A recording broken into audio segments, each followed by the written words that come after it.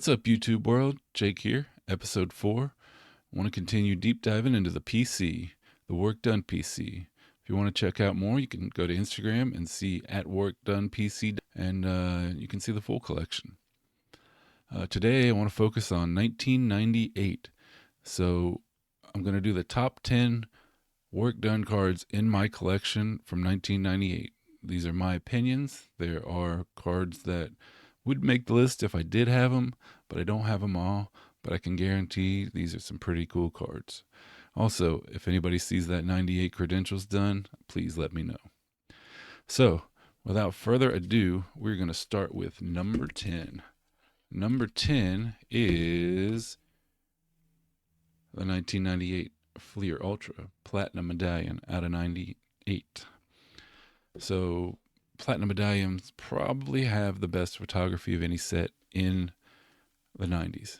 That's my opinion. There are other sets with good photography. I know Stadium Club's known for their photography, but there's something special about these Platinum Medallions. Every photo I've seen, they must have scoured through hundreds of photos because every photo I've seen is just amazing, unique. Works in a good cutting pose. His actually doesn't stand out like some of the others do, but his good cutting pose, he never really has a bad picture, and it's just one that I'm happy to have. From there, we go into 90s refractors.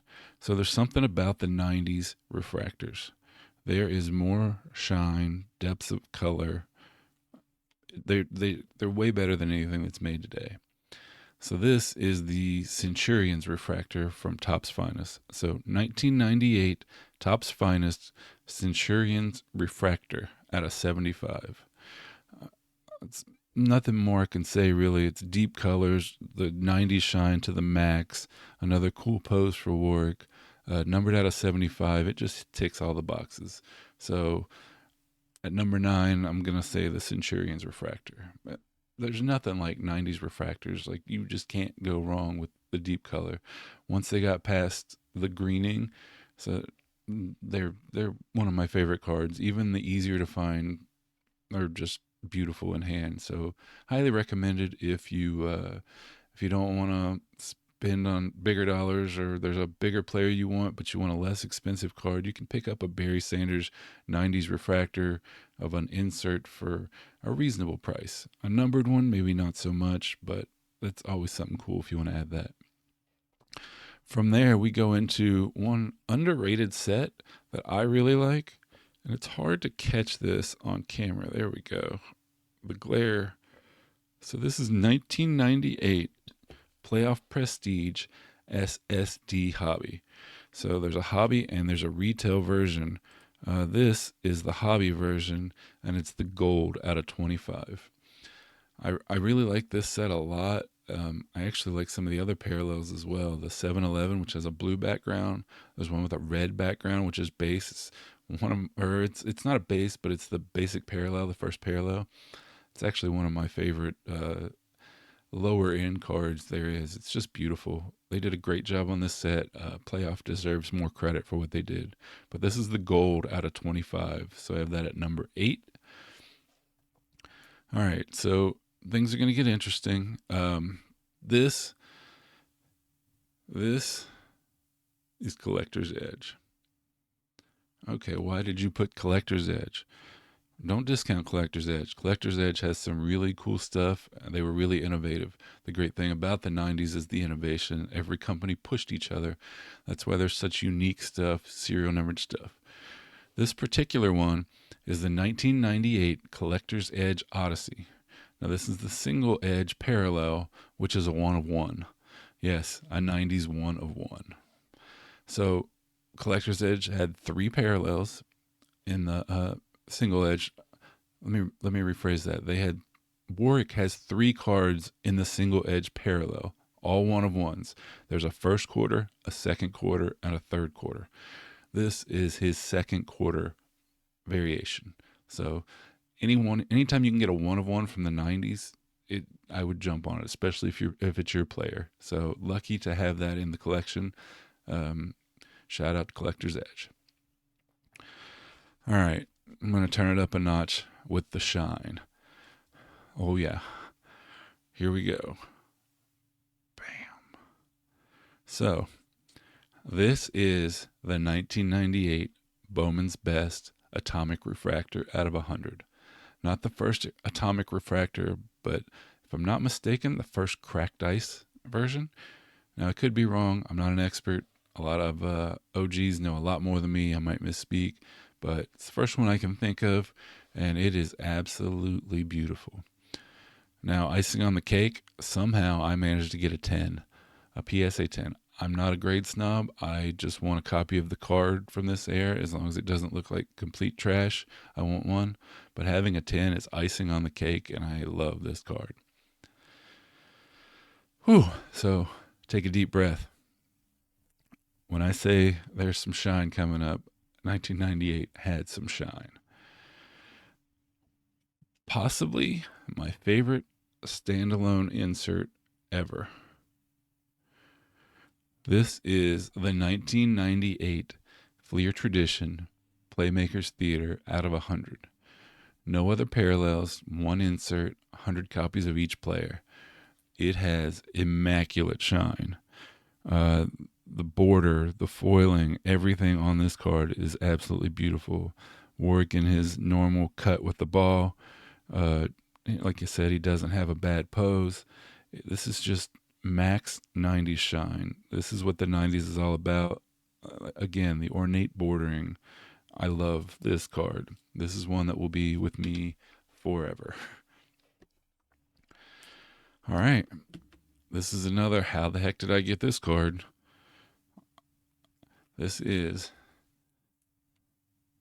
the 1998 SPX Finite Spectrum 101. Now, Warrick has two 1-of-1s in this set. He has the Heroes of the Game, and he has this one. This is the Uncommon Valor. So, to my knowledge, he only has two 1-of-1s, but he does have 4 or 5 cards in the set, different poses, different titles, but two 1-of-1s. So, to have one of those, much less any 1-of-1, is an honor. Now, mine does have serial number on the back that's hand numbered. I've talked to a couple of guys about that. I've seen like almost a dot matrix style where it's printed on. I've seen this, and I can't remember if there's an embossed one or not. But from what I understand, mine is a replacement copy. It's a legit copy, but it's a replacement copy. So back in the day, they would make these 1-of-1s, these awesome cards, but occasionally quality control was off. They would come, collector would open the box, it would be damaged. So they had an extra copy of this, which in this case was hand numbered and sent out to the collector. Now, I will say not everything went as planned in the 90s, but this is not a set that I know of that has had the problems that some of the others. So it's a legit copy according to 2 experts that I know, and I am, again, thrilled to own this card. How the heck I have 1-of-1s from the 90s of my favorite player is just awesome. All right. I keep saying this. There's some heat coming. 98 is loaded. These top 3 cards could easily be number 1, number 2, and number 3 in my opinion. So I don't know which way to rank them, but I'm going to start off with this one. This is the 1998 Fleer Brilliance 24 karat gold out of 24. From what I understand, Fleer Brilliance wasn't popular in 1998 for the longest time. The packs would sit around card shops. They couldn't sell them. I'm not sure why. Maybe too many products, but that's what I've been told multiple times. They did have 3 parallels. They had a blue, they had a gold numbered to 99, and then they have the 24 karat gold with that extra special shine. As I like to say, max 90 shine. In hand, one of the most beautiful cards I have. Love to have this. Low numbered, only 24 available. If you can't get your player, if it's a Barry Sanders and he's just priced out of this world, pick up another line. Somebody else, somebody that you might not like, a secondary, third player, anybody from the team you like, somebody you remember. These are beautiful, so highly recommend the 24 karat gold. This one, I don't know if it's everybody's favorite, but it's totally mine. This is the 1998 Leaf Rookies and Stars Crusade Red out of 25. Now there's a red, a green, and a purple. The red's out of 25, the green's out of 250, and the purple's out of 100. So went a little out of order. All of them are beautiful. Highly recommended. I actually hear that the baseball ones are even better looking than the football ones. But for me, I just love the design. I love Crusade in general. Uh, you get 2013, 14, and I believe 15 Panini had the gold Prism Crusades. That's another set that's just absolutely gorgeous. But from the 90s, the Crusade Red out of 25 is one of my favorite cards of all time, and another card that will never leave my collection.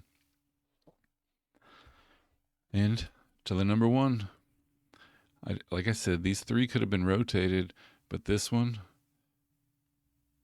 it's just special. I've spoke of my love for metal, specifically 97, but 98 is not far behind. They came up with creative designs. Some of them, Warren Sapp has a pirate ship in the background. Barry Sanders is being chased by a lion. Like the 98 was so creative and so clever. So be able to have the 1998 Metal Universe Precious Metal Gems out of 50, I feel honored. Works design, it just looks like a bunch of trees, like really tall trees. But I look at it and I'm like, that kind of makes sense. Work was 5'8", having to run through giants. So can you imagine being 5'8" and running through a wall of giants to do the great things that Warrick did? Awesome card. The scope, I think they call it scope design. Was the first time it was seen. It is absolutely gorgeous. One of the most beautiful cards made in the 90s. Again, if you can't afford a Barry Sanders or Jerry Rice, and those are your favorite players, go for anybody that you remember and you like. Just to have one in the collection is super cool, super beautiful, and you won't be disappointed. I guess that's it for 1998. If you did enjoy it, I thank you. Thanks for tuning in. I'll continue down this path. I think I want to do 99, 2000, and 2001 before I start getting into some other parts of the collection. So thanks for tuning in. Until next time, see you later. Bye.